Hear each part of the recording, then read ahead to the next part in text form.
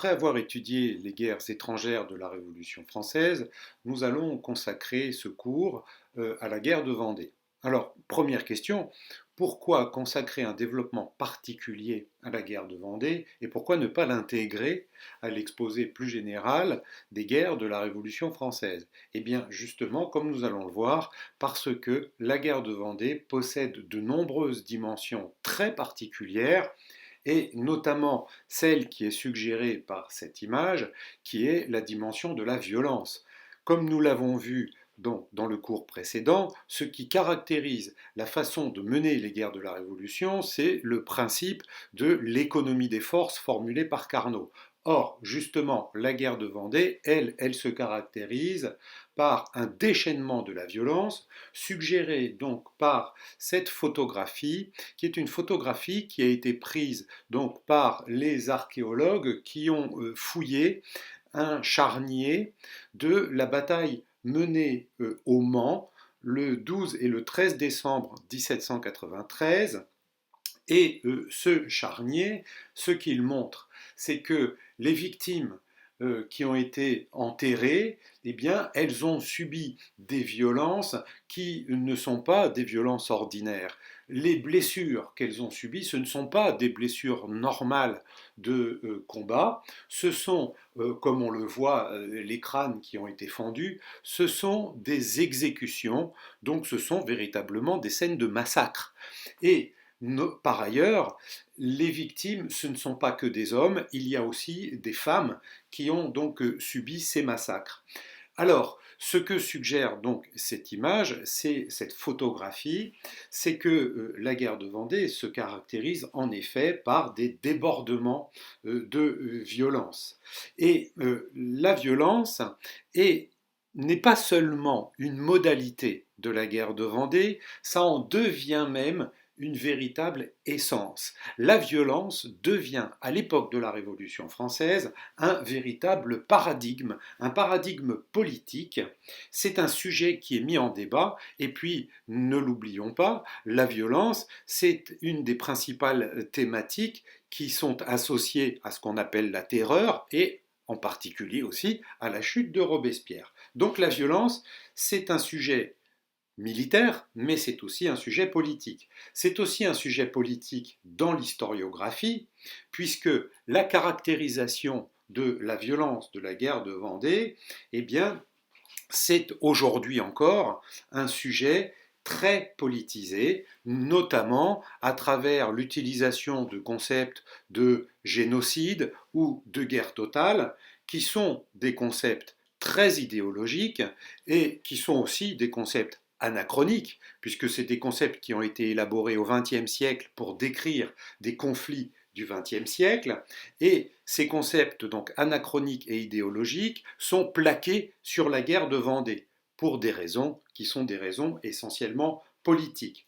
Donc, nous allons nous intéresser au phénomène de la violence, mais en l'abordant de façon historique, c'est-à-dire en plaçant la violence dans son contexte et en l'historicisant, en montrant comment la violence devient une dynamique militaire, une dynamique politique, et nous le verrons même à la fin de ce cours aussi, une dynamique historiographique, puisque donc la Vendée va se cristalliser en un véritable paradigme qui a beaucoup impacté l'historiographie. Alors, nous allons le voir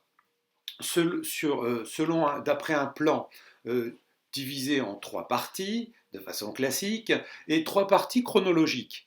La première, c'est donc comment la violence se développe, comment elle se forme, à la fois dans l'insurrection et à la fois dans la contre-insurrection, donc dans la première phase qui va jusqu'à l'hiver 1793. Puis nous verrons comment la violence se déchaîne et elle atteint là des sommets, notamment avec les fameuses colonnes infernales du général Turreau en 1794. Et enfin, nous verrons comment cette violence se prolonge et a été ensuite réinterprétée, et je le dis donc réinventée par l'historiographie. Et donc, les raisons fondamentales de ce plan chronologique, c'est justement la volonté de montrer la violence comme une dynamique. Alors, la dynamique, elle est d'abord insurrectionnelle. Alors, le premier facteur du déclenchement de l'insurrection, on en a déjà parlé, c'est le facteur de la levée des 300 000 hommes. La levée des 300 000 hommes, on en a déjà parlé, donc je vais l'évoquer de façon très rapide. Elle est organisée parce que eh bien, le vivier des volontaires a fini par être épuisé et la levée des 300 000 hommes, elle impacte plus particulièrement les départements comme la Vendée qui avaient fourni peu de volontaires. Alors, c'est au moment donc de la levée des 300 000 hommes que l'insurrection commence, et c'est ce que suggère donc cette citation faite par la marquise de La Roche-Jacquelin dans ses mémoires, où elle évoque donc la scène où les paysans viennent voir Lescure et lui disent on dit que vous irez dimanche tirer à la milice, y consentirez-vous, tandis que vous, paysans, se battent pour ne pas y tirer. Vos paysans, pas vous. Et donc, la problématique de la levée des 300 000 hommes, finalement, elle est plus importante que ce que l'historiographie a reconnu généralement. En général, on dit que la levée des 300 000 hommes, c'est le déclencheur. Mais en fait, la levée des 300 000 hommes, c'est plus que le déclencheur, c'est un facteur structurant, parce qu'elle pose la problématique de la relation des départements de l'Ouest, pas que la Vendée, à la mobilisation militaire. Les départements de l'Ouest, donc qui sous l'Ancien Régime n'étaient pas des départements, c'était des provinces, eh bien ces provinces, elles étaient peu menacées par la guerre, contrairement par exemple aux provinces des frontières du Nord et de l'Est. Elles étaient peu menacées par la guerre, mais elles étaient impactées par la guerre. Les habitants de ces provinces payaient des impôts, ils étaient soumis à la levée de la milice royale, comme d'ailleurs le suggère cette déclaration des paysans. Et donc, il y a eu une mauvaise acceptation du fait militaire et de la mobilisation militaire dans ces provinces sous l'Ancien Régime, et c'est ce qui se prolonge sous la Révolution. Alors, cette motivation de l'insurrection, elle se complète par d'autres raisons. Alors, les autres raisons de l'insurrection, elles sont interrogées en particulier par les républicains qui sont très déstabilisés par l'insurrection vendéenne, parce que l'insurrection vendéenne pose un problème essentiel à la République. La République, qu'est-ce que c'est? C'est la souveraineté du peuple. Or là, qu'est-ce qu'on voit? C'est qu'il y a une partie du peuple qui se soulève pour se déposséder de sa souveraineté et la remettre entre les mains du roi. C'est quand même paradoxal et ça déstabilise beaucoup de républicains qui s'interrogent sur les fondements même de la République. Est-ce que la République est légitime si le peuple s'oppose à la République? C'est la raison qui amène un certain nombre de penseurs à formuler des analyses, et en particulier celui-ci, Gracchus Babeuf, qui en décembre 1794 publie Du système de dépopulation, donc qui est plutôt une analyse sur le mode pamphlétaire, où il essaye de comprendre, d'analyser non seulement la violence de la répression, mais aussi les raisons de l'insurrection. Et donc, il écrit, plongés dans la plus profonde ignorance et privés de toute communication entre eux par le défaut des routes praticables, restèrent asservis aux nobles et aux prêtres au milieu de la France libre. Ce dont il parle, donc, c'est les Vendéens. Il essaye de comprendre pourquoi les Vendéens se sont insurgés et sont entrés donc dans cette armée catholique et royale. Alors, il essaye de montrer que finalement, l'insurrection vendéenne, c'est plus une insurrection populaire qui s'explique par des structures sociales, des structures culturelles, des structures économiques, en particulier, notamment, ce qu'il explique, le fait que la Vendée, c'est un pays de bocage et donc d'habitat dispersé, et donc que les paysans vendéens sont peu socialisés, ils ont finalement peu de perception des enjeux de la chose publique, et ce qui les met sous la dépendance des rares personnes qui les encadrent, c'est-à-dire, un, les prêtres, deux, les seigneurs. Et les prêtres en particulier, les prêtres réfractaires, ceux qui avaient refusé de prêter serment à la Constitution. Donc, Babeuf explique que finalement, l'insurrection vendéenne, c'est pas tellement une insurrection royaliste, c'est tout simplement l'insurrection d'un peuple qui est aliéné. Alors, cette lecture, il n'est pas la seule à la formuler, elle peut avoir deux effets dans la violence qui peut être appliquée à la Vendée. Alors lui, ce qu'il revendique, c'est justement la tolérance, c'est la modération. En gros, il explique que le peuple vendéen n'est pas monarchiste par essence, et donc il ne faut pas le réprimer brutalement. Ça, c'est son opinion. Maintenant, lui, ce qu'il explique, c'est que pendant la période du gouvernement révolutionnaire, eh bien, c'est au contraire une autre logique qui s'est appliquée, c'est que justement, considérant que le peuple vendéen n'était pas monarchiste par essence, mais qu'il y avait en Vendée des structures économiques, politiques, sociales qui ont provoqué l'insurrection, et donc ça a amené le gouvernement révolutionnaire à réprimer non pas les insurgés, mais la Vendée. En gros, c'est ce que d'ailleurs Babeuf appelle le populicide. Il considère que ce qui a été réprimé, ça n'est pas ce que les insurgés vendéens pensaient ou ce que les insurgés vendéens ont fait, mais ce que la Vendée est. C'est ça la logique du populicide.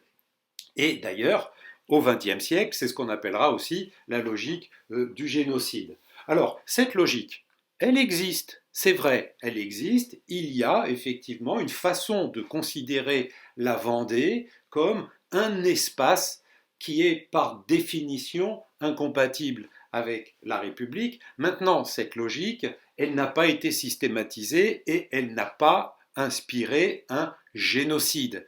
Il peut y avoir une tendance génocidaire dans certaines formes de violence, on le verra. Maintenant, de là à considérer que cette politique, elle a été systématisée et qu'elle a donné naissance à un génocide, ça n'a pas de sens.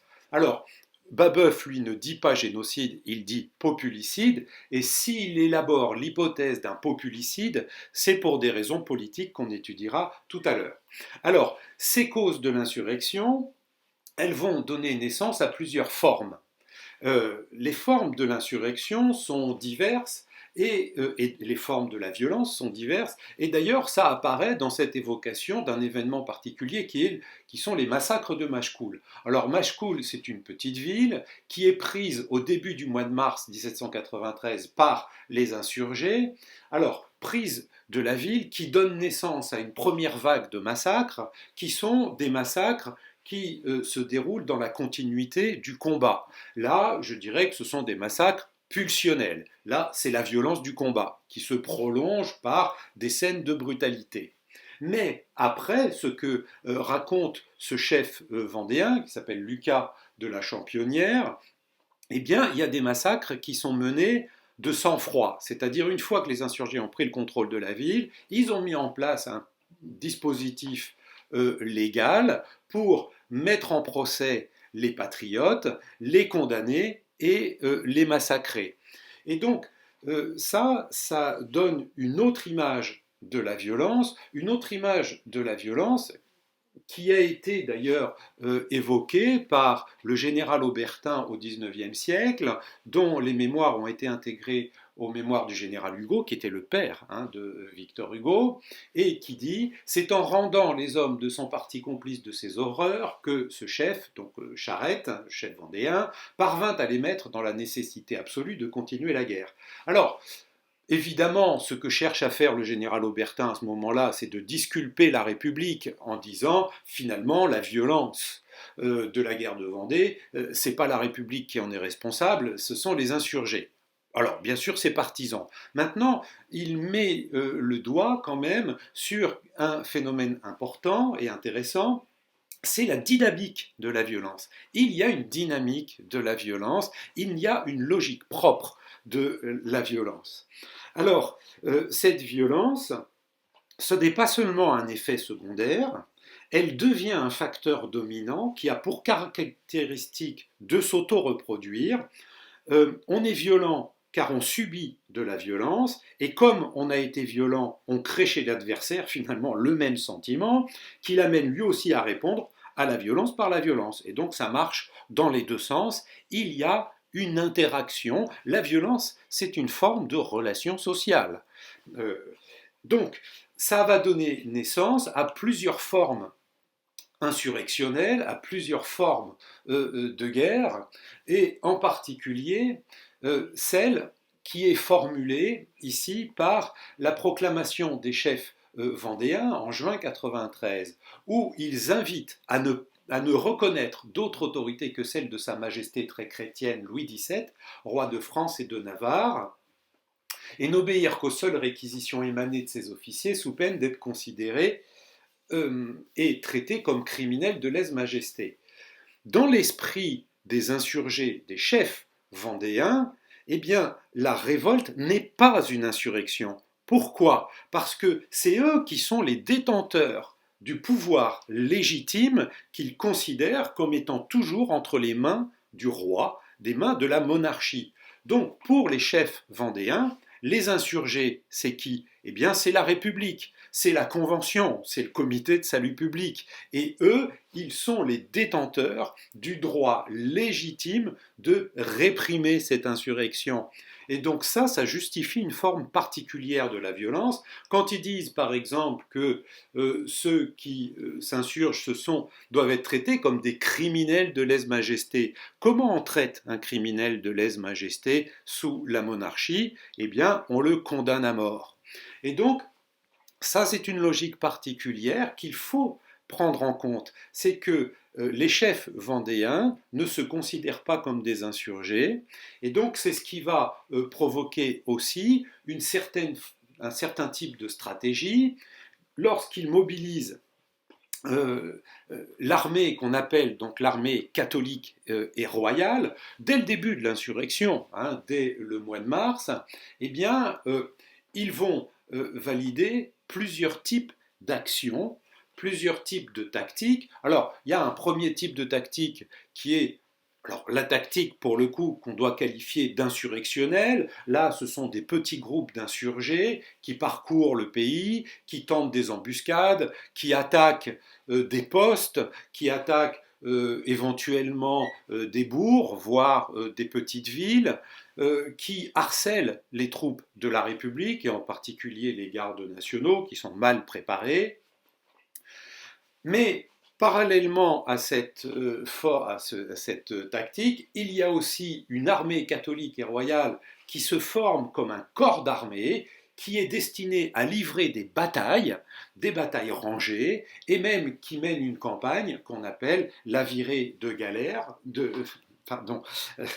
la virée de Galerne, qui a pour objectif de prendre le port de Granville pour établir le lien, ouvrir le lien avec la Grande-Bretagne et articuler la révolte vendéenne avec la guerre extérieure menée par les ennemis de la Révolution française, la Prusse, l'Autriche et surtout donc la Grande-Bretagne. En gros, la stratégie des chefs vendéens, finalement, c'est de se comporter comme le fait l'armée des émigrés qui donc tentent d'intégrer leur insurrection, leur révolte, au dispositif global de la guerre. Donc, la révolte vendéenne, elle prend plusieurs formes. Une forme, disons, plutôt insurrectionnelle et une forme de guerre un peu classique où on mène des batailles, on fait des sièges et on mène une campagne qui est la virée de Galerne. Alors, cette diversité, elle se prolonge aussi par une diversité de l'enracinement territorial de la guerre, puisque la guerre ne saisit pas que la Vendée, le processus insurrectionnel se répand aussi en Bretagne, c'est ce qu'on va appeler la chouannerie, il se répand aussi en Normandie, et même ça commence même à fleurer l'île de France lorsque ça va jusque dans le Perche. Euh, alors, d'ailleurs, c'est ce qui fait que souvent on ne parle pas de guerre de Vendée, on parle plutôt des guerres de l'Ouest. Mais c'est malgré tout, la Vendée, ça reste l'épicentre de l'insurrection, mais un épicentre qui va au-delà du département de la Vendée. Et d'ailleurs, il y a une expression qui se met en place, on parle de la Vendée militaire. La Vendée militaire, c'est l'espace insurrectionnel au-delà du département de la Vendée. Alors, cette insurrection, dans un premier temps, elle est soutenue par une dynamique victorieuse au cours du printemps et de l'été 1793, voire de l'automne. Et face à cette insurrection dynamique et victorieuse, la République est fortement déstabilisée. C'est ce qui va l'amener à adopter une nouvelle stratégie de répression le 1er août 1793. Alors, avant le décret de la Convention du 1er août 1793, la stratégie, en quoi elle consiste? Alors, elle est évoquée ici dans cette instruction qui est envoyée aux représentants en mission, les représentants du peuple, hein. Donc, autoriseront l'enlèvement et le dépôt dans des lieux de sûreté de femmes, des enfants, des bestiaux, de grains, des denrées, etc. Bref, la cible de l'action militaire, ça doit être tout ce qui permet de soutenir l'insurrection et notamment les ressources, les armes, les ressources alimentaires, etc. Tout ce qui sert à soutenir l'insurrection. Donc il faut viser essentiellement les bases logistiques de l'insurrection. Et puis, vous voyez aussi le complément, les représentants en mission recommanderont aux soldats de la patrie qui se trouveraient dans cette expédition le respect pour le malheur et l'infortune. Ils les avertiront que toute violence, infidélité serait un attentat flétrissant et digne du dernier supplice. Et donc, la violence qui doit être exercée pour réprimer l'insurrection doit être maîtrisée. On est dans la logique formulée par Carnot d'économie des forces. On vise le soutien logistique de l'insurrection et la violence déployée doit rester contrôlée, doit rester maîtrisée. Maintenant, cette logique, elle va être dépassée par le décret du 1er août 1793, dont vous avez ici deux articles. Alors l'article 7 qui résume la stratégie qu'on appelle la stratégie de terre brûlée. Les forêts seront abattues, les repères des rebelles seront détruits, les récoltes seront coupées par les compagnies d'ouvriers pour être portées sur les derrières de l'armée et les bestiaux seront saisis. Donc là, c'est le prolongement de la logique qu'on avait vu exprimée dans l'instruction envoyée aux représentants en mission. Il s'agit là de viser le soutien logistique de l'insurrection. Et par ailleurs, article 8, les femmes, les enfants et les vieillards seront conduits dans l'intérieur, il sera pourvu à leur subsistance et à leur sûreté, avec tous les égards dus à l'humanité. Donc là, c'est un article qui dit qu'il ne faut pas confondre la population vendéenne avec les insurgés. Tous les Vendéens ne sont pas insurgés, donc il faut protéger ceux qui ne sont pas les insurgés, les femmes, les enfants, les vieillards. Donc il faut gérer. Il faut gérer la violence. Bon, ça prolonge ce qu'on a vu tout à l'heure. Maintenant, quand même, ce que impose le décret du 1er août, c'est l'application d'une politique de terre brûlée. La politique de terre brûlée, elle est ancienne, c'est pas nouveau, c'est pas l'Invendée qui l'a inventée. Elle avait été notamment formulée par Feuquière, théoricien militaire au début du XVIIIe siècle, et reprise par le chevalier de Jaucourt dans l'encyclopédie, donc, où il dit que eh bien, le plat pays ne doit point être ménagé, il faut priver l'ennemi de ses ressources. Alors, cette politique, c'était celle qui avait été appliquée en particulier par Louis XIV dans le ravage du Palatinat en 1689. Et Barrère, dans son discours devant la Convention, où il défend, où il présente le projet de décret du 1er août, eh bien, il fait référence d'ailleurs au ravage du Palatinat, et il dit le Palatinat de la République, c'est la Vendée. Maintenant, ce qui est important dans son argumentation, c'est de dire que Louis XIV, il a ravagé le Palatinat, eh bien, au nom, tout simplement, de la tyrannie dont il est l'incarnation. En revanche, la Révolution, la République, elle doit ravager la Vendée, non pas au nom d'un principe tyrannique, mais au nom des principes d'humanité. Il y a donc une légitimité politique, une légitimation politique de la violence. Et ça, c'est un phénomène très important. La violence doit être justifiée politiquement, elle est débattue à la Convention, ça devient un sujet politique et ça va devenir un sujet avec des enjeux d'autant plus puissants que eh bien, cette violence va se déchaîner en 1794. Alors, elle va se déchaîner à la suite d'un tournant, d'un basculement, qui est le basculement donc de l'hiver 1793. Que se passe-t-il au cours de l'hiver 1793? Eh bien, c'est le moment déjà auquel la virée de Galerne échoue. La campagne qui a été menée par l'armée catholique et royale et qui visait donc le port de Granville a échoué. Et à partir donc de l'échec du siège de Granville, eh bien l'armée catholique et royale se replie et essaye de regagner la Vendée. Mais c'est sur son chemin du repli qu'elle va être démantelée, qu'elle va être défaite par les armées de la République au cours en particulier de deux batailles, la bataille du Mans qu'on a évoquée en introduction, et puis quelques semaines plus tard, la bataille de Savenay. Donc l'armée catholique et royale, elle est vaincue.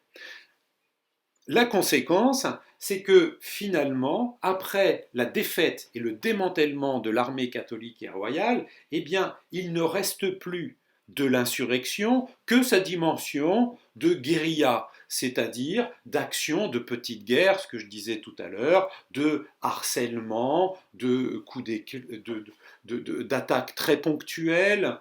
Bref, à ce moment-là, un certain nombre de généraux républicains considèrent que l'insurrection vendéenne eh bien, entre désormais dans une phase de décadence et qu'il n'y a plus qu'à confirmer la victoire remportée au Mans et à Savenay, mais d'autres considèrent au contraire que le réinvestissement de l'armée catholique et royale sur la stratégie insurrectionnelle va s'aggraver. Alors, un des premiers facteurs du tournant, une des premières conséquences du tournant, c'est l'action que va mener le représentant en mission Carrier à Nantes. Alors, Nantes, c'est le lieu principalement où la plupart des prisonniers qui ont été faits au moment de la lutte contre l'armée catholique et royale vont être enfermés. C'est à Nantes qu'ils sont concentrés. Et Carrier invoque, alors entre octobre et décembre, il invoque le motif que finalement cet afflux de prisonniers, il ne peut pas le gérer, qu'il y a des problèmes d'approvisionnement, que pour nourrir les prisonniers, eh bien, il va falloir priver les Nantais de leur approvisionnement. Et puis alors il invoque un autre motif auquel nous pouvons être très sensibles aujourd'hui, il dit que les prisonniers peuvent être les vecteurs de transmission d'épidémies. Alors, c'est au nom de ces motifs, alors, mais aussi un motif politique, un motif un petit peu, je dirais, totalitaire, que Carrier va mettre en œuvre une politique systématique d'exécution arbitraire des prisonniers. C'est ce qu'on appelle les noyades de Nantes. Il charge les prisonniers sur des navires qui sont envoyés sur la Loire, et puis à partir de là, on jette les prisonniers dans l'eau et on les noie. Et donc, cette politique des noyades, eh bien, c'est une des conséquences de la perception qu'ont un certain nombre d'acteurs de la répression que l'insurrection doit être non seulement vaincue, mais il faut dissuader toute possibilité de reprise de la conception, et donc il faut appliquer une politique extrêmement violente pour aller au-delà du constat de la victoire. L'armée catholique et royale a été vaincue, mais ça ne suffit pas. Il faut maintenant dissuader toute reprise de l'insurrection en étant extrêmement violent. Eh bien, c'est exactement le contraire que préconise Kléber. Kléber, c'est un général de l'armée républicaine qui a été envoyé en Vendée et qui élabore au début janvier 1794 un plan de pacification qu'il va soumettre au général Turreau, le général Turreau qui, à la fin du mois de décembre, a été nommé général en chef de l'armée de l'Ouest, c'est-à-dire l'armée qui mène la répression de l'insurrection. Et Kléber donc explique à Turreau que donc désormais les rebelles n'ont plus de canons et très peu de munitions, et donc on ne doit plus les considérer comme formant un corps d'armée contre lequel il soit besoin d'employer de grandes opérations militaires qui, par les lenteurs que nécessitent les dispositions ordinaires, ne serviraient qu'à prolonger la guerre. Bref, en gros, Turreau dit la dynamique victorieuse doit être prise en compte et il faut finalement relâcher la pression sur la Vendée. Il ne faut pas essayer d'imposer à la Vendée une coercition rigoureuse qui pourrait engendrer une recrudescence de l'insurrection. C'est ce qu'il dit exactement dans le complément qui est envoyé le lendemain. Si la répression se durcissait, elle pourrait provoquer, paradoxalement, non pas une baisse de l'insurrection, mais au contraire, un retour de l'insurrection.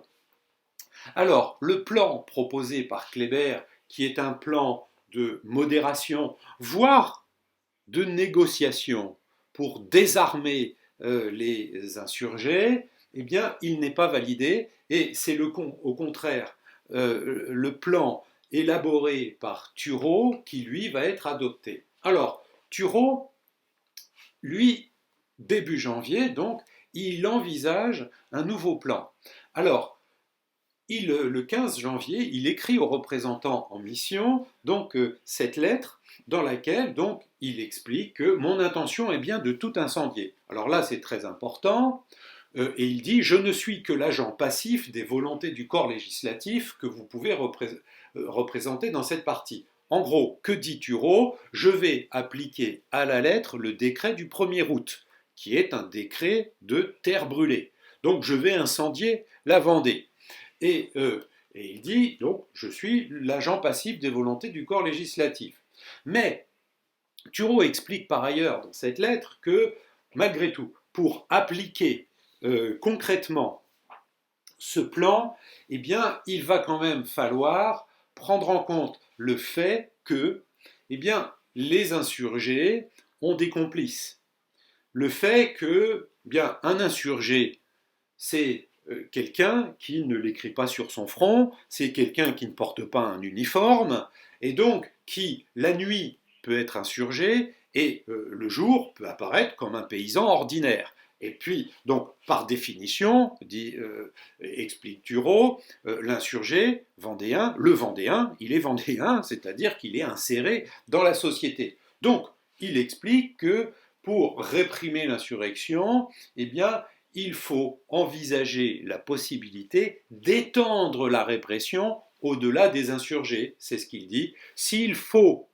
Donc, vous devez également prononcer d'avance sur le sort des femmes et des enfants que je rencontrerai dans ce pays révolté, donc femmes et enfants qui peuvent être complices de l'insurrection, voire qui peuvent être insurgés eux-mêmes. Ça, c'est un lieu commun qui se construit au cours de l'année 1793. Il y a certaines personnes qui disent, eh bien, parmi les insurgés, il y a parfois des femmes et parfois des enfants. Et Turreau en tire la conclusion, s'il faut les passer tous au fil de l'épée, je ne puis exécuter une pareille mesure sans un arrêt qui mette à couvert ma responsabilité. Bref, Turreau se présente comme le général qui applique la loi, les décrets de la Convention, et qu'il s'apprête à mener une politique répressive très intense, mais il veut que ce soit validé légalement, validé politiquement. Et ça ne marche pas, puisque les représentants en mission ne valident pas ce plan, ne lui répondent pas, et donc Turreau va devoir élaborer son plan, malgré tout, mais il va devoir le gérer politiquement différemment, parce qu'il ne le fait pas au nom de l'instruction qui lui aurait été donnée par les représentants en mission. Donc, il écrit au comité de salut public le 19 janvier, il présente le plan qu'il avait élaboré donc 2 jours plus tôt.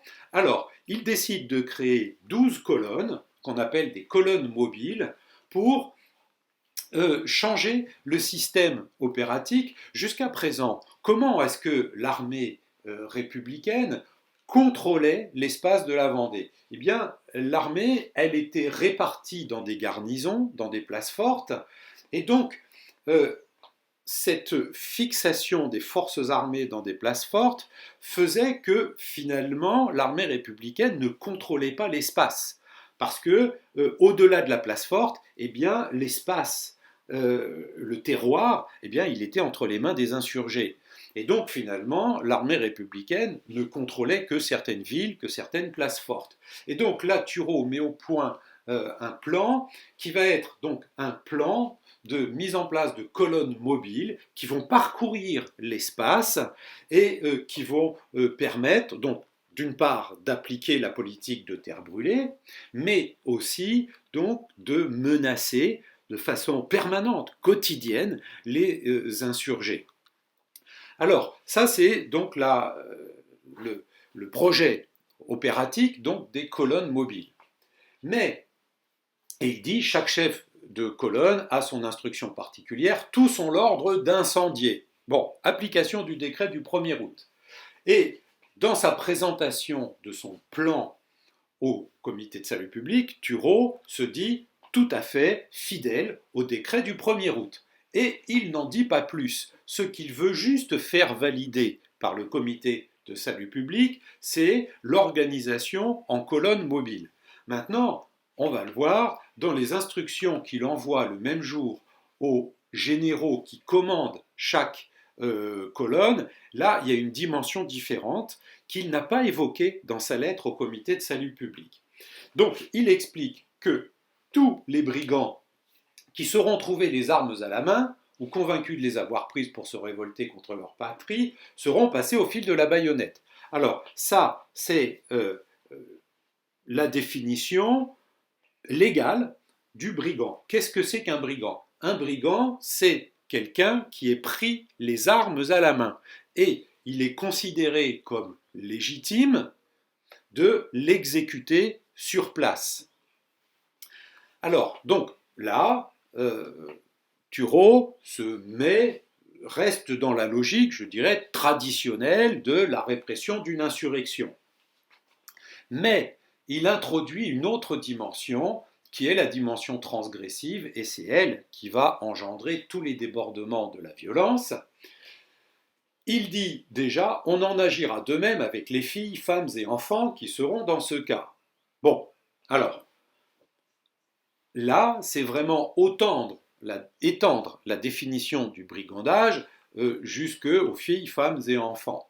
Donc déjà, là, c'est quand même franchir un seuil qui n'avait pas été explicité dans le rapport, dans la présentation de son projet au comité de salut public. Mais la vraie transgression, c'est celle qui vient ensuite.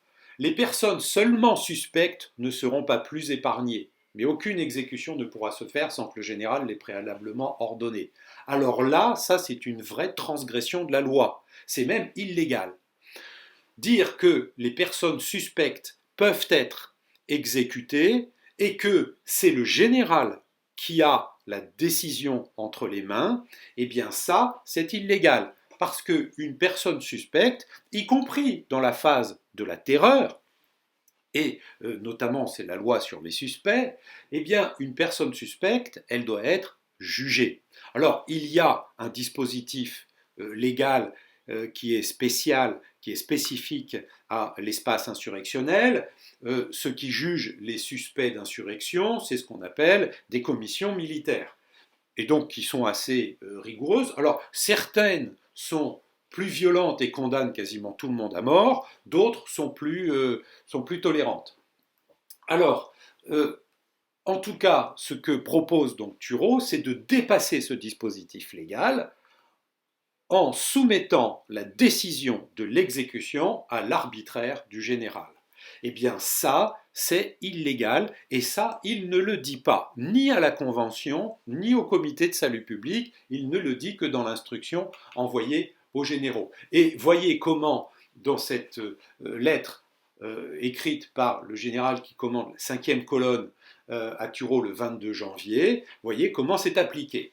Donc, je suis arrivé aujourd'hui à Beaulieu, citoyen général, et il cite un camarade qui est arrivé à Toircé, mais il ne donne pas son nom.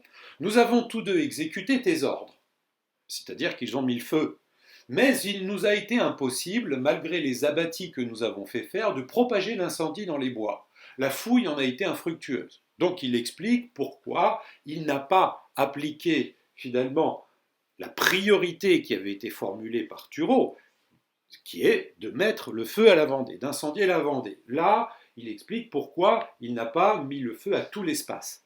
Mais la mention quand même la plus particulière et la plus choquante, c'est la suivante. Je m'arrangerai de manière à ne pas avoir froid, c'est-à-dire qu'il va mettre le feu, avant de partir demain, mais surtout, il paraît cependant que ceux des habitants restés dans cette commune sont d'honnêtes gens. Mais, point de suspension. Mais point de suspension, ça veut dire quoi? Ça veut dire, je sais que les gens qui habitent dans cette commune sont des honnêtes gens, mais je vais quand même les exécuter. Pourquoi? Eh bien parce que on ne sait pas jusqu'à quel point des honnêtes gens sont honnêtes. On ne sait pas jusqu'à quel point ils peuvent être ou pas complices de l'insurrection. Et puis, comment faire la différence entre un républicain convaincu et un insurgé si on ne les connaît pas? Et donc, un certain nombre de généraux vont appliquer rigoureusement et même excessivement les instructions données par Thureau et vont procéder systématiquement à des massacres de toute la population, hommes, femmes, enfants, vieillards, qu'ils soient républicains ou monarchistes, parce qu'ils considèrent que c'est plus commode, qu'ils n'ont pas les moyens de faire le tri entre les bons républicains et les insurgés, et donc que c'est finalement plus facile de massacrer tout le monde systématiquement. Et donc ça, c'est cette politique-là qui va provoquer tous les débordements liés à ces colonnes mobiles, donc on va appeler les colonnes infernales, et c'est ça qui va provoquer l'extension du nombre de victimes. Alors, la guerre de Vendée, au bout du compte, elle aura fait entre 150 000 à 200 000 victimes. Et c'est l'action des colonnes infernales qui a le plus contribué à ce bilan. Mais Thureau, ça, ne le reconnaît pas publiquement, cette politique. Et d'ailleurs, il ne le dit pas au comité de salut public quand il lui écrit. Et Par ailleurs, il y a une autre dimension qui est très importante, c'est que, comme il le dit le 31 janvier 1994, j'ai été contraint dans une opération aussi importante de tout prendre sous ma responsabilité, je n'ai même pas eu l'avantage de recevoir votre approbation. Il écrit au comité de salut public pour lui dire qu'il se plaint de son silence. En effet, le comité de salut public n'approuve pas explicitement les plans proposés par Thureau et n'entretient pas avec lui une correspondance active. Alors que, on l'a vu lors du cours précédent, pour les guerres extérieures, au contraire, Carnot, il entretient une correspondance quotidienne avec les généraux, il leur écrit même à chacun plusieurs lettres par jour, et donc il est en connexion très forte avec ceux qui mènent les opérations sur les théâtres de guerre extérieurs. En revanche, sur le théâtre de guerre intérieur, là, le comité de salut public abandonne Thureau. Alors, pas totalement. Il y a une lettre de Carnot dans laquelle il dit à Thureau que son principal correspondant, ça ne sera pas le comité de salut public, ce sera le ministre de la guerre, Bouchotte. Alors là, ça c'est un phénomène quand même très intéressant. Puisque Carnot dit à Thureau que son principal correspondant, ce sera le ministre, alors au moment où justement le comité de salut public est en train de s'opposer au pouvoir ministériel, ce qui amènera d'ailleurs en avril à la suppression des ministres. Alors comment se fait-il que Carnot dit à Thureau que son principal correspondant sera le ministre, alors que par ailleurs, justement, dans les guerres extérieures, Carnot fait tout pour contourner le pouvoir du ministre et s'approprier une partie de ses attributions. Eh bien, il y a une raison probable, il n'y a pas de preuve, hein, mais c'est une hypothèse qu'on peut formuler, c'est que Carnot, d'abord, se dit que si Thureau réussit son action, c'est-à-dire s'il arrive à réprimer l'insurrection et si l'insurrection s'éteint, eh bien, il se dit que le comité de salut public pourra en tirer un bénéfice politique. Mais il se dit à l'inverse, si Thureau échoue, eh bien, à ce moment-là, le comité de salut public pourra dire « Ah ben, c'est pas de notre faute, c'est la faute du ministre ». Or, et justement, le ministre en plus, c'est Bouchotte, c'est un hébertiste, de même que d'ailleurs Thureau aussi est un hébertiste, et donc les hébertistes, ils font partie de ceux qu'on appelle les enragés, et qui sont donc des partisans de la Révolution un peu radicaux, et qui menacent l'équilibre politique du comité de salut public. Et donc, Carnot pourrait se dire à ce moment-là que si deux hébertistes, comme Thureau et comme Bouchotte, échouaient en Vendée, eh bien, ça permettrait de discréditer le courant hébertiste. À l'inverse, s'ils réussissent, finalement, le comité de salut public pourrait en tirer quand même un bénéfice politique. Donc, alors, ça, je le précise quand même, hein, cette interprétation que je viens de faire, c'est une spéculation. Il n'y a pas de document qui le prouve, mais ça permet, je crois, d'expliquer la raison pour laquelle Carnot dit à un général en chef, qui est Thureau, adresse-toi à un ministre, ce qu'il ne dit pas dans les autres contextes de guerre. Alors, tout cela va amener une pratique qui finalement repose beaucoup sur l'initiative de Thureau. Alors, le problème, c'est que justement, un certain nombre de députés de la Convention, mais aussi de représentants en mission, estiment qu'il faut encadrer légalement tout ça. Alors, c'est ce qui se passe le 19 février 1794. Les représentants en mission, donc auprès de l'armée de l'Ouest qui mène la répression, eh bien, écrivent un rapport dans lequel ils formulent donc cette idée qui est une idée très importante. Quand je disais tout à l'heure, que le concept de génocide, ça n'a pas de sens pour l'appliquer à la guerre de Vendée, eh bien c'est exactement ce que nous disent les représentants en mission. Ils disent, il faut se faire une autre idée des rebelles que celle que l'on a eue jusqu'ici.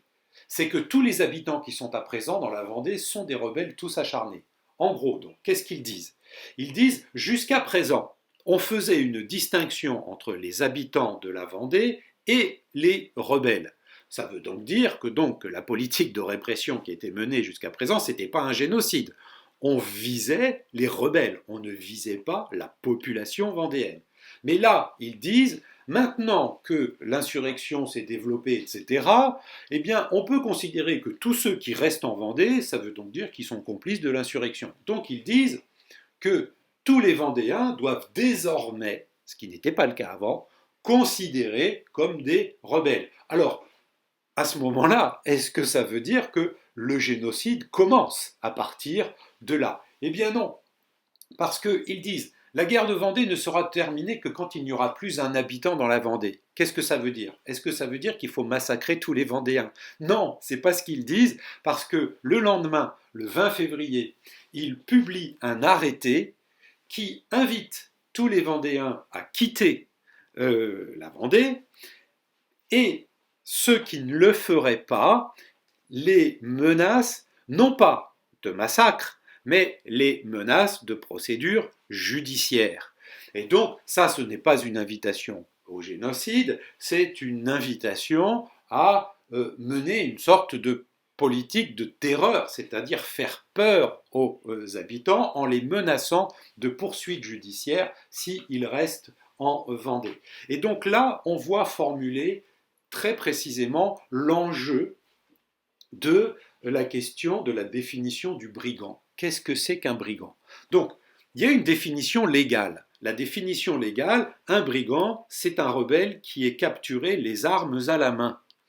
Et donc, lui, il peut être exécuté sur place. Et la notion de brigandage, c'est pas la Révolution française qui l'a inventée. Vous voyez, Aimère de Vattel, qui est un des théoriciens du droit des gens, qui dit en 1758, qui explique ce que c'est que le brigandage. Eh bien, c'est exactement ce qui était appliqué par la République en 1793. Il faut soigneusement distinguer la guerre légitime et dans les formes de ces guerres informes et illégitimes, c'est-à-dire les guerres menées par des brigands, ou plutôt donc de ces brigandages, qui se font sans autorité légitime. Donc, qu'est-ce que c'est qu'un brigand? C'est quelqu'un qui prend les armes sans disposer d'une autorité légitime, et donc, conséquence, entreprise sans aucun droit, sans sujet même apparent, donc ce type de guerre ne peut produire aucun effet légitime ni donner aucun droit à celui qui en est l'auteur. Donc le droit de la guerre ne s'applique pas au brigandage. Et donc, conclusion des maires de Vattel, la nation attaquée par des ennemis de cette sorte n'est point obligée d'observer envers eux les règles prescrites dans les guerres en forme, elle peut les traiter comme des brigands. C'est-à-dire qu'elle peut les traiter indépendamment du droit de la guerre, et donc peut les massacrer, etc. Et ça, c'est Aimère de Vattel qui le formule, Aimère de Vattel, qui est justement un des grands théoriciens du droit de la guerre, qui appelle à la modération de la violence, qui appelle à la préservation des civils, etc. Eh bien, on est dans cette logique en 1793-1794, mais cette logique, elle est dépassée par l'instruction de Turreau, qui dit qu'on peut considérer comme brigand potentiel tout habitant de la Vendée, et c'est ce que disent aussi donc, les représentants en mission, sauf que les représentants en mission le 19 février disent que la conséquence, ça ne doit pas être l'extermination, mais la poursuite, la mise en œuvre de poursuites judiciaires.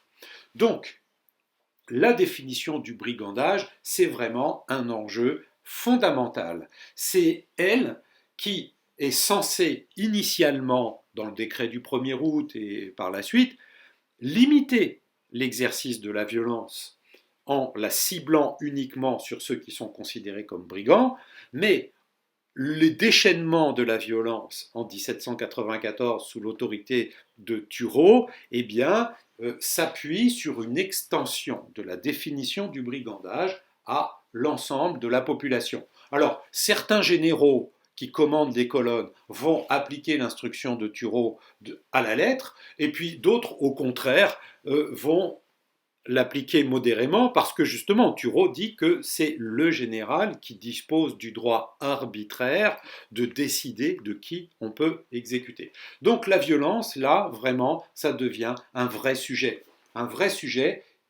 politique. Et elle suscite même des interrogations à la Convention. Il y a des débats à la Convention sur la façon de mener la répression.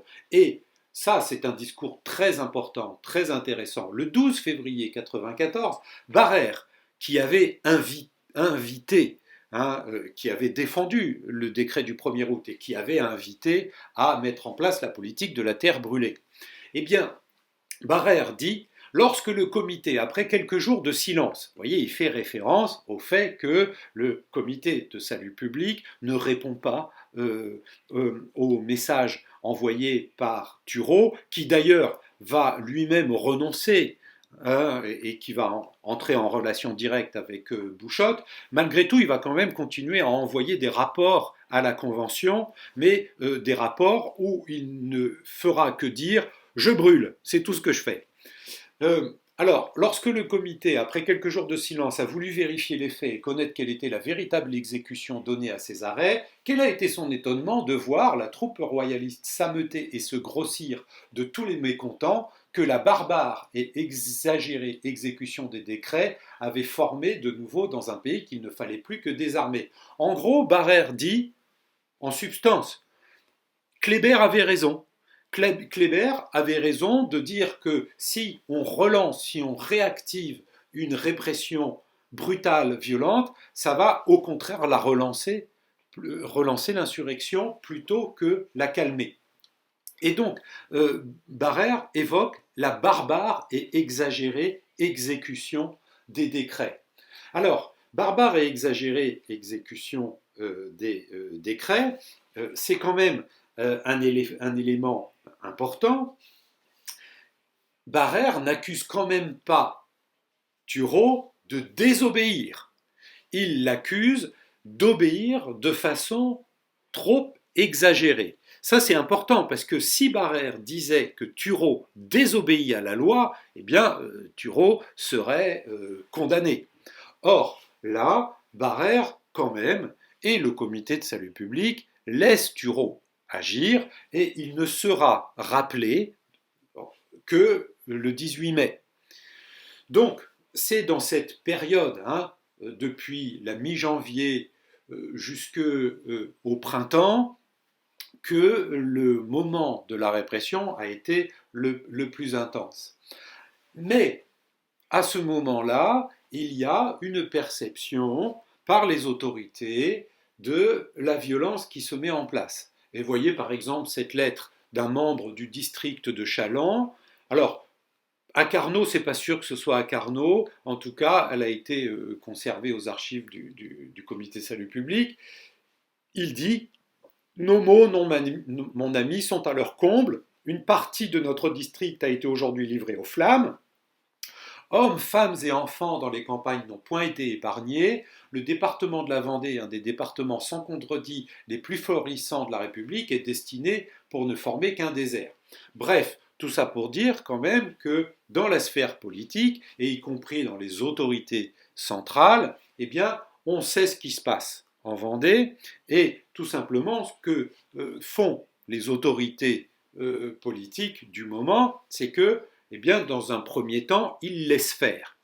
Il laisse faire jusqu'à un moment où, finalement, ces débordements de violence ne vont plus être assumables, parce que la violence devient un fait politique, comme je l'ai dit. Alors, certains généraux, comme je vous le disais, eux, appliquent les instructions de Turreau de façon très modérée. Vous voyez cette lettre du général Boussard au général Vimeux, où là, il applique vraiment une politique très conciliante, où il dit il faut espérer que les moyens de douceur rapprocheront de nous ces malheureux. Ça veut donc dire qu'il faut chercher à recueillir l'adhésion de la population vendéenne en étant modéré, parce que si on est rigoureux dans l'application de la répression, eh bien, au contraire, ça va crisper la population et qui va devenir tout insurgé. Alors, cette problématique, elle devient un thème de discussion, un thème de débat, et un thème de débat qui va même se cristalliser à un moment particulier, qui est le moment de la chute de Robespierre. Souvenez-vous du discours du 8 Thermidor, lors de la chute, donc qui a provoqué la chute de Robespierre. Robespierre dénonce la terreur. Il dénonce la terreur parce que il se sent lui-même prisonnier de la terreur. Il ne faut pas considérer que la terreur, c'est uniquement le comité de salut public et Robespierre qui l'ont mise en œuvre. La terreur, c'est une dynamique politique complexe qui s'appuie sur la violence dans des dynamiques qui sont souvent déterminées par des facteurs locaux. La terreur, c'est pas une décision du gouvernement central qui décide d'appliquer la violence à l'ensemble du pays. Alors, dans certains cas, c'est ce qui se passe, mais la terreur, elle met aussi sous pression la Convention, elle met aussi sous pression le comité de salut public, qui est une émanation de la Convention. Mais lorsque Robespierre tombe, eh bien, c'est lui qui va être accusé, en particulier d'ailleurs par Carnot, qui était un de ses principaux opposants, c'est lui qui va être accusé d'être à l'origine de la terreur. Robespierre va devenir le bouc émissaire de la terreur. Alors, ça ne veut pas dire qu'il n'a pas de responsabilité, il a pu en avoir, mais il en a été aussi victime.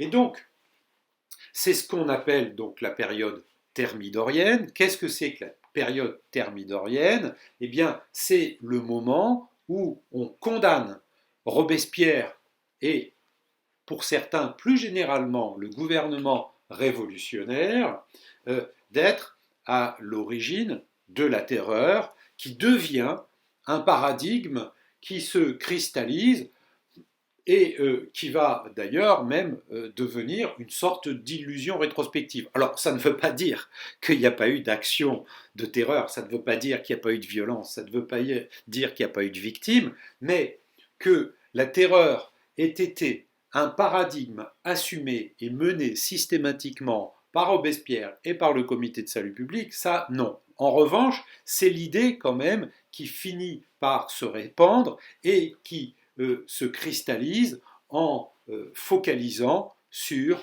le bouc émissaire que devient Robespierre. Alors, par rapport à la guerre de Vendée, il y a l'équivalent de Robespierre qui devient Carrier.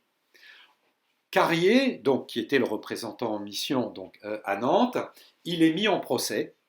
Et au moment de son procès, en décembre 1794, donc, Gracchus Babeuf publie son système de dépopulation où il explique, alors je l'ai déjà un petit peu évoqué, où il explique donc que l'insurrection vendéenne est une insurrection populaire et que la répression pilotée par le gouvernement révolutionnaire, vous voyez que c'est le gouvernement révolutionnaire qu'il considère comme étant le responsable de la violence, et il dit que le gouvernement révolutionnaire, dans sa politique de répression, il suivait un objectif politique qui consistait à dépeupler la Vendée. C'est ce qu'il appelle le système de dépopulation.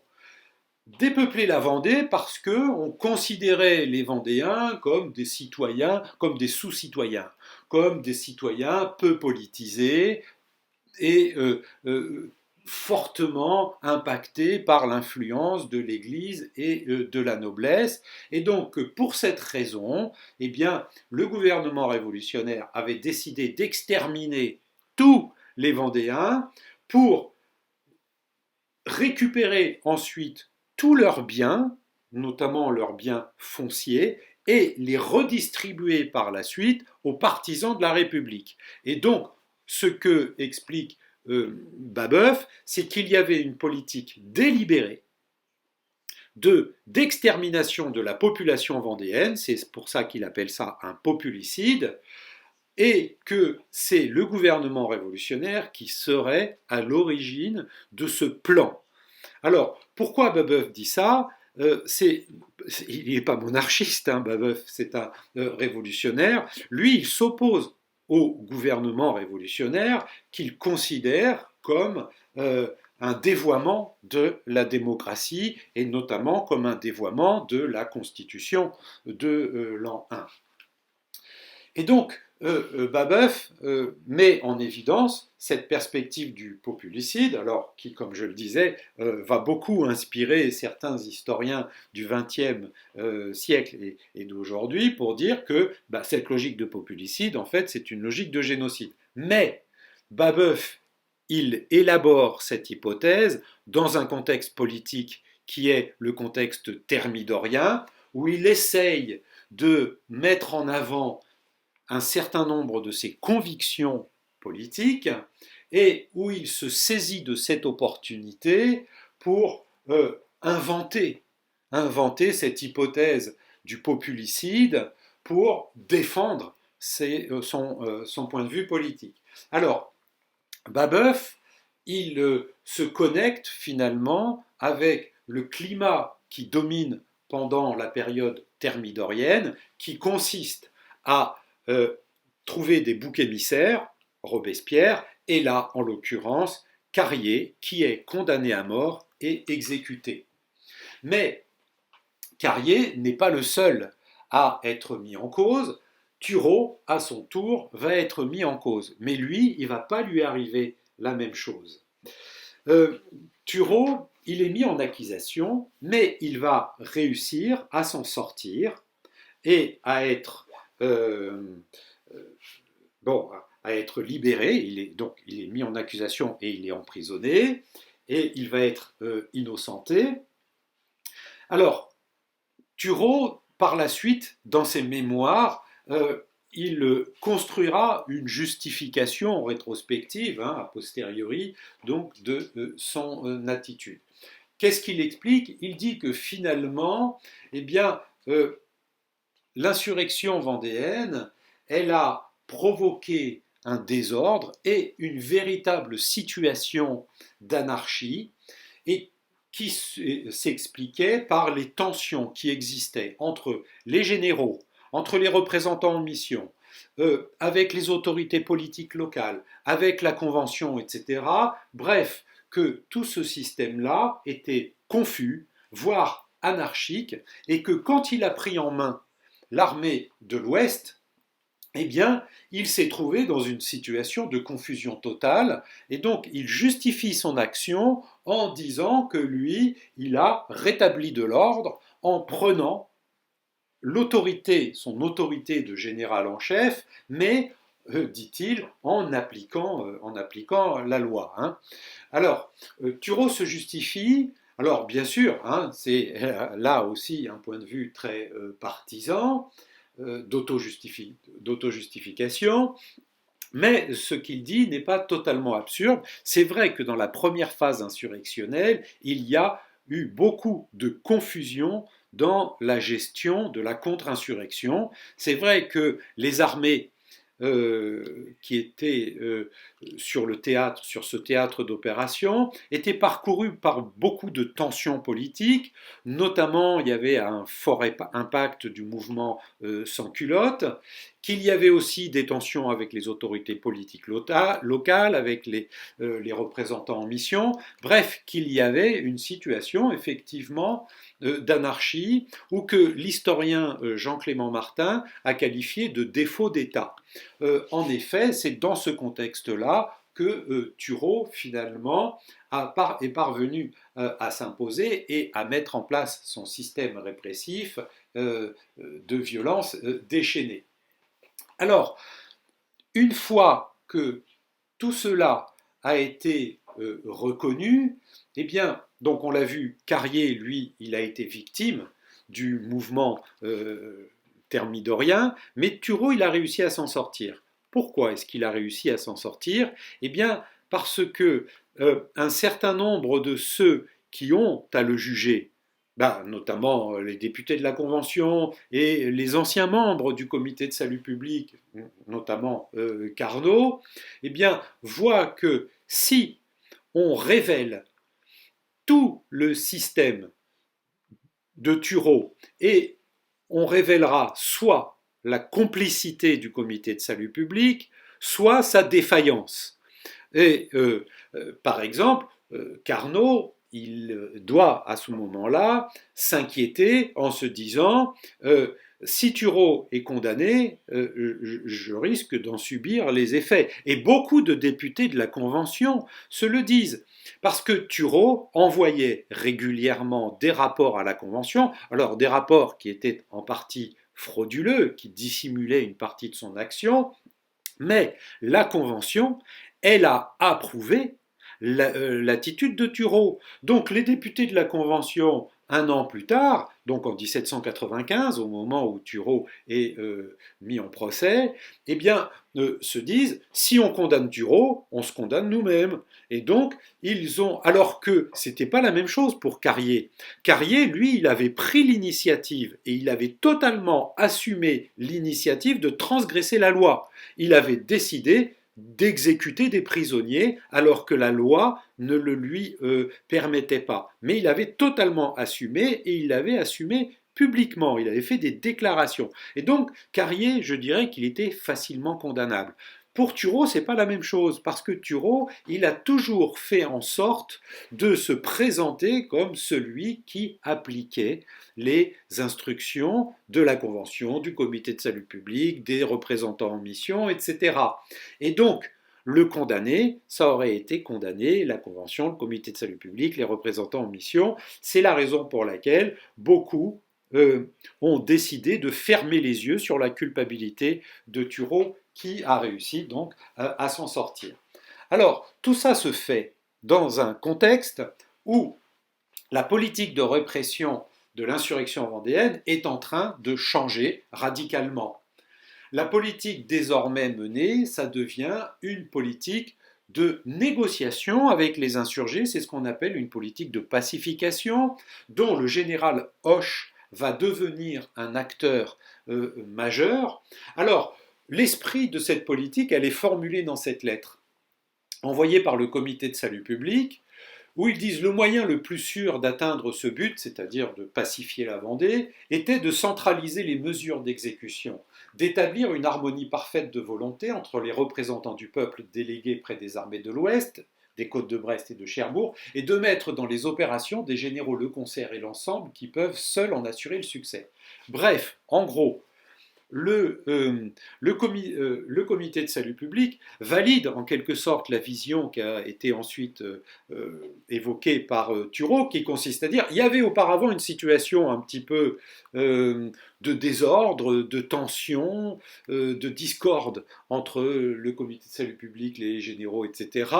Et donc, le comité de salut public, dans cette période thermidorienne, dit maintenant, eh bien, il faut veiller à la convergence entre les différents acteurs. Et comment veiller à cette convergence? Eh bien, il faut que tous les acteurs soient sous l'autorité du comité de salut public, centraliser les mesures d'exécution, c'est-à-dire que tous ceux-là doivent agir en lien et aux ordres sous les ordres du comité de salut public qui assume donc désormais la politique de pacification qui a abouti le 17 février 1795 au traité de La Jaunais, qui est le premier traité de paix signé par la République et un certain nombre de chefs vendéens.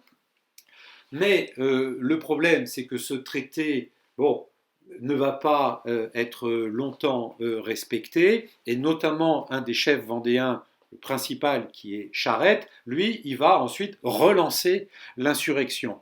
Mais parce que l'objectif de Charette, ça n'est pas de trouver un accord avec la République. Son objectif, lui, c'est de détruire la République. Il est pour la restauration de la monarchie. Donc, c'est difficile de trouver une conciliation avec un adversaire comme celui-ci. Et donc, l'insurrection reprend, mais elle ne reprend pas dans l'intensité qu'elle avait connue en 1994, et aussi la répression ne reprend pas non plus, et les acteurs de cette politique de répression, et notamment Hoche, Hoche trouve un nouveau concept pour caractériser sa politique. Il parle de guerre de police. Guerre de police, c'est-à-dire des formes de guerre, des formes de conflit qui sont spécialement adaptées au contexte, qui est le contexte intérieur, et qui est donc un contexte qui est plus un contexte policier qu'un contexte de guerre. Donc, ça, c'est un concept très intéressant, et à partir de ce moment-là, donc à partir de 1795, la répression de la Vendée perd son caractère radical et ultra-violent. Alors, malgré tout, la dimension insurrectionnelle de la Vendée va se prolonger. Alors, on l'a vu, il y a une reprise de l'insurrection après le traité de la Jaunais, mais bon, une reprise modérée, et cette reprise de l'insurrection va prendre fin en 1796. Mais là non plus, c'est toujours pas la fin. Il va y avoir une résurgence de l'insurrection en 1799-1800, une nouvelle résurgence en 1815 et même en 1832.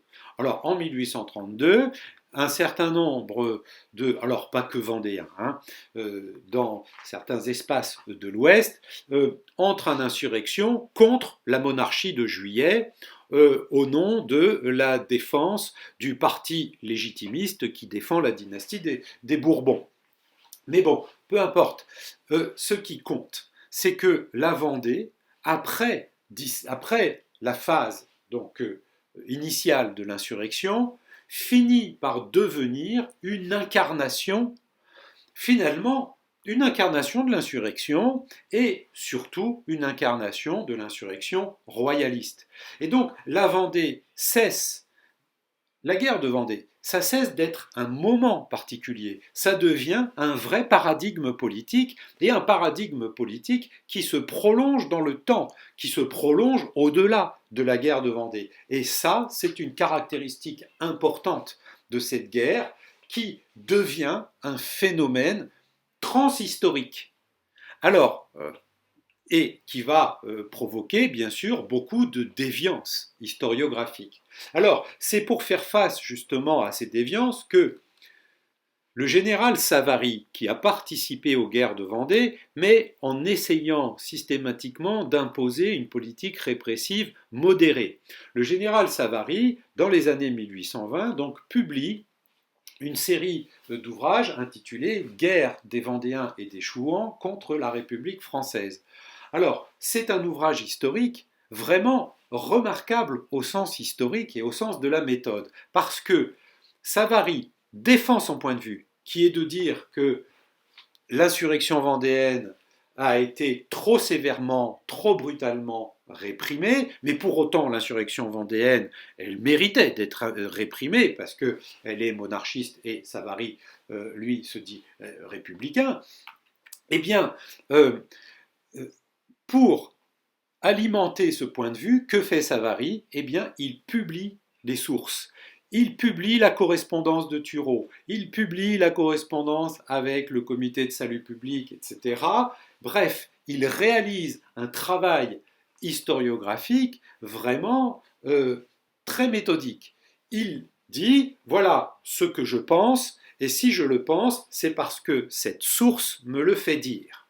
Et donc, voilà, Turreau, il incarne, pas Turreau, Savary, il incarne l'approche historique de la guerre de Vendée. Mais il le fait à un moment justement où la guerre de Vendée est en train de se déshistoriciser. C'est-à-dire qu'on en fait un paradigme transhistorique, c'est en gros la Vendée éternelle.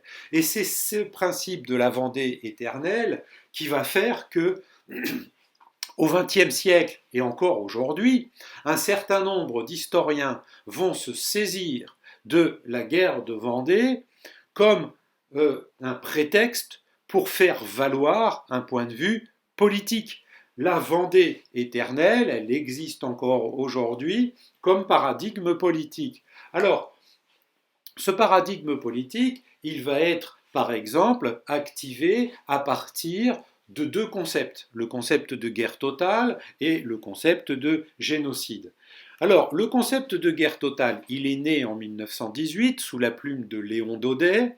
Léon Daudet qui en 1918 fait le bilan de la Première Guerre mondiale. Alors quand il écrit, elle n'est pas encore terminée. Hein, et d'ailleurs, la victoire n'est pas encore validée pour la France. Mais Léon Daudet explique que les Allemands ont mené pendant la Première Guerre mondiale une guerre totale. Et donc il faut que la France se mette à la hauteur de cette guerre totale en mobilisant toute son énergie, toutes ses forces, etc.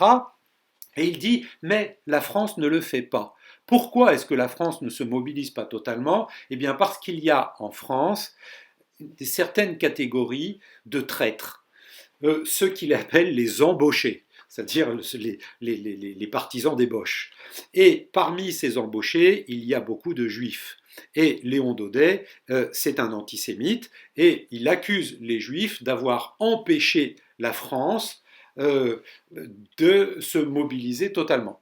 Donc le concept de guerre totale, c'est un concept très idéologique. C'est exactement la même chose d'ailleurs qui se passe pour un autre auteur qui est Ludendorff, un général allemand qui publie en 1935 un traité sur la guerre totale, où il dit effectivement, à peu près comme le dit Léon Daudet, que la guerre, ça doit mobiliser la totalité des ressources d'une nation, mais que donc il faut pouvoir lutter contre tous ceux qui peuvent empêcher cette mobilisation. Et parmi ceux qui peuvent empêcher cette mobilisation, en 1935 en Allemagne, évidemment, il y a aussi les Juifs. Hein.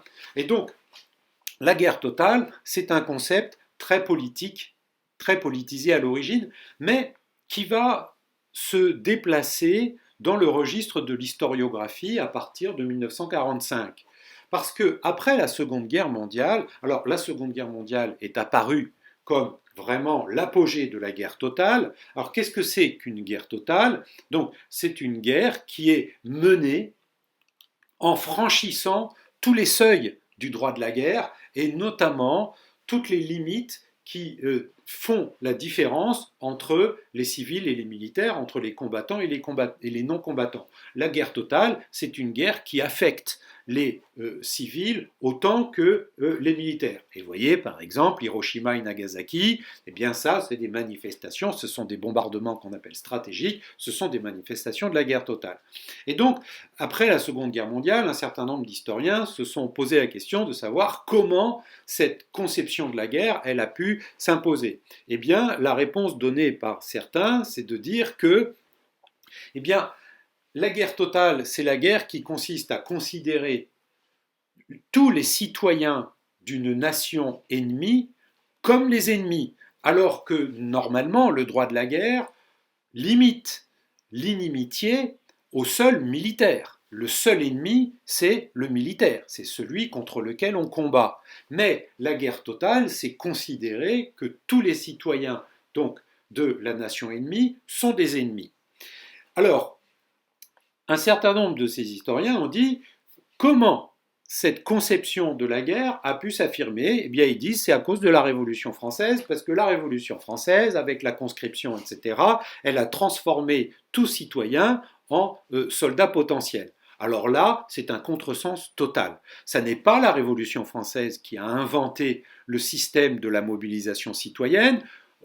Faut quand même se rappeler que en Prusse, il y a le Compton System, qu'en Russie, il y a un système d'obligation militaire, que dans la France d'Ancien Régime, il y a la milice royale, etc. Bref, ce n'est pas la Révolution française qui a inventé l'obligation militaire et donc le principe de la mobilisation des citoyens pour faire la guerre. Et puis par ailleurs, n'oublions pas, on l'a vu, que par exemple le décret de la levée en masse avait réquisitionner tous les citoyens français, mais non pas pour faire directement la guerre, pour soutenir l'armée.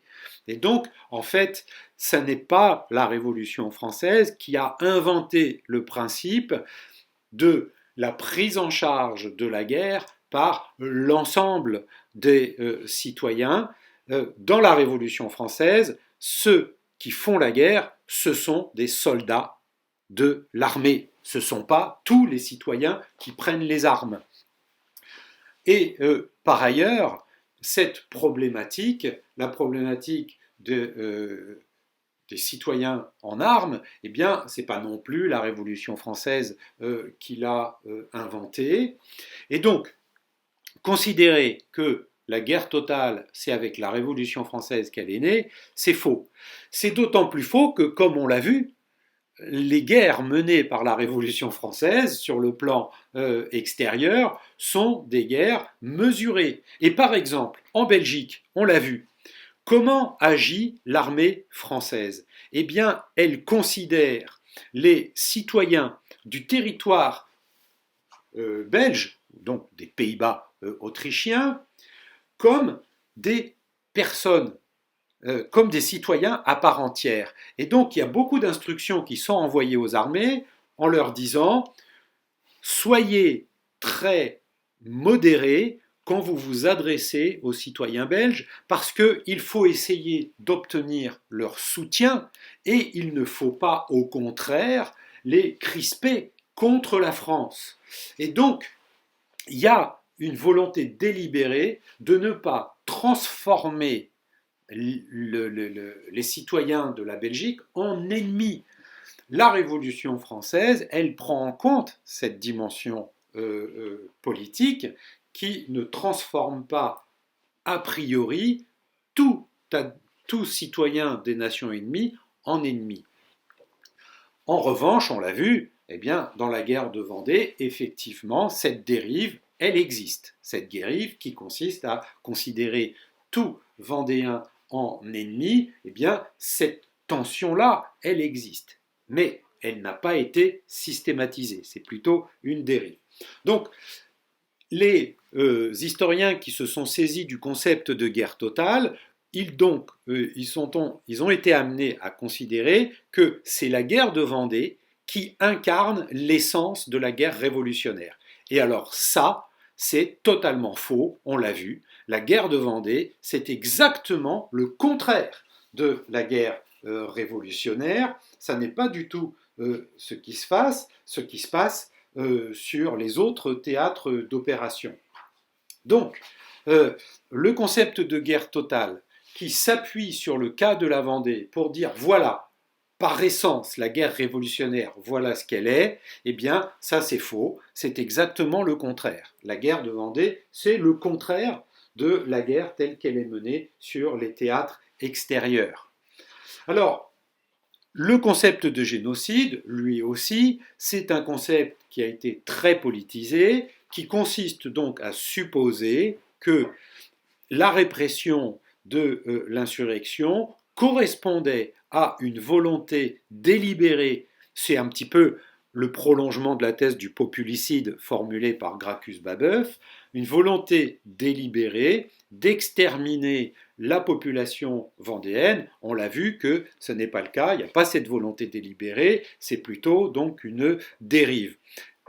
Et en réalité, donc, on le voit, le concept de guerre totale et le concept de génocide, ce sont des concepts anachroniques et fortement idéologiques qui se projettent sur la Vendée pour des raisons politiques, parce que justement la Vendée est devenue une sorte de paradigme qui a traversé l'histoire, c'est devenu un paradigme transhistorique.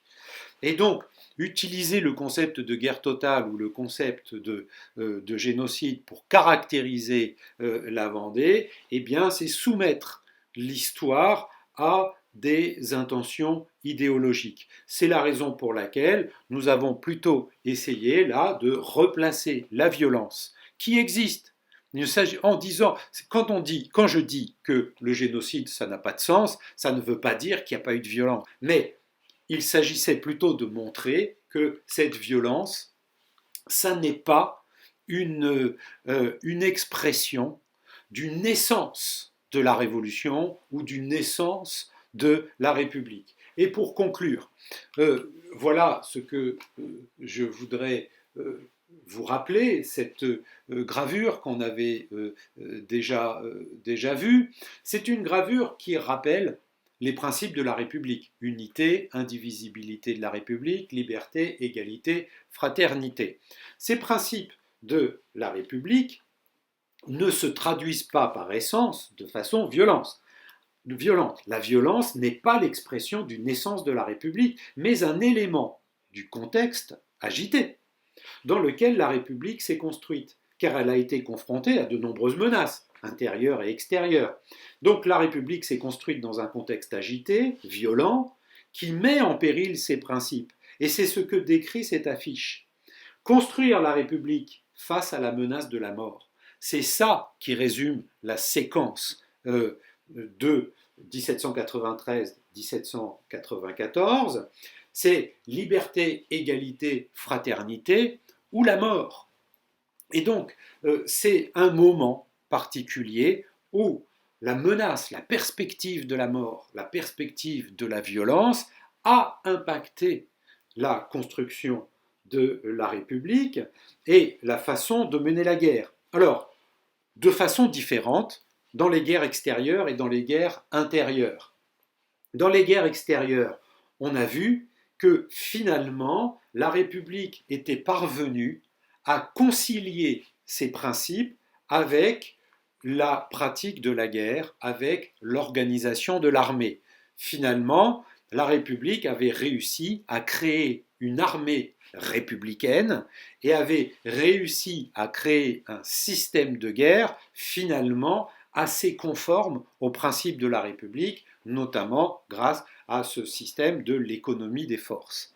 En revanche, dans la guerre intérieure, dans la guerre de Vendée, là, il y a une véritable déstabilisation de la République, une menace politique, alors une menace politique qui est incarnée par l'insurrection, mais une menace politique, une menace des principes de la République qui est aussi incarnée dans la façon de réprimer. La République, dans la façon dont elle a réprimé l'insurrection, eh bien, elle s'est mise en danger. Et c'est bien ce que révèle la séquence de la première partie, de première moitié, le premier semestre de l'année 1794, hein, donc la séquence des colonnes infernales, par exemple. Et justement, les ennemis de la République, à ce moment-là, ce ne sont pas seulement les chefs vendéens, mais ce sont aussi les figures démoniaques que sont Carrier et Turreau, parce qu'ils ont mis en danger la République. D'abord, pour Turreau, pour Carrier, en transgressant les lois de la République, en ne les appliquant pas, et pour Turreau, en menant quand même une politique extrêmement violente, en utilisant, en manipulant les institutions de la République, le comité de salut public, la convention, etc., et en menant une politique violente qui a fini par devenir un vrai paradigme politique qui a mis la République en danger.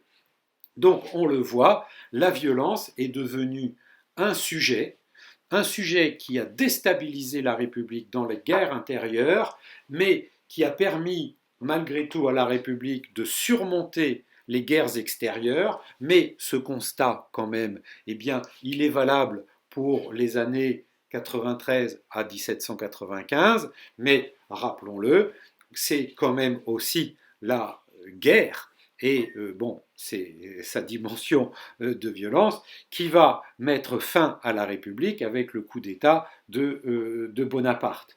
Donc, la République, la liberté et ses principes, la liberté, l'égalité et la fraternité, lorsque la République, elle est confrontée à la mort, c'est-à-dire à ce contexte de violence qui peut être euh, euh, intégré, provoqué par la guerre intérieure ou la guerre extérieure, eh bien, la République a été bien déstabilisée par cette confrontation avec la mort par cette confrontation avec la violence qui l'a menacée de l'intérieur et à l'extérieur. Et on l'a vu, en 94-95, elle a réussi à surmonter plutôt à l'extérieur, elle a fini par le faire à l'intérieur avec le traité de la Jaunée, avec la politique de pacification de Hoche, mais quand même, ça s'est passé de façon très complexe et surtout de façon brutale, ce qui a provoqué quand même un grand nombre de morts. Et donc, pour conclure, à la fois cette séquence et puis toutes celles qu'on a vues, qu'on a étudiées précédemment, la semaine prochaine, eh bien, je consacrerai mon prochain cours donc, à une conclusion qui portera sur la problématique de la relation entre la guerre et la politique à l'époque de la Révolution, et même au-delà de l'époque de la Révolution, parce qu'il ne faut pas oublier que le deuxième semestre incluait aussi la guerre de 7 ans. Donc, on développera une réflexion sur la relation entre guerre et politique sur la période qui va de la guerre de 7 ans à 1795.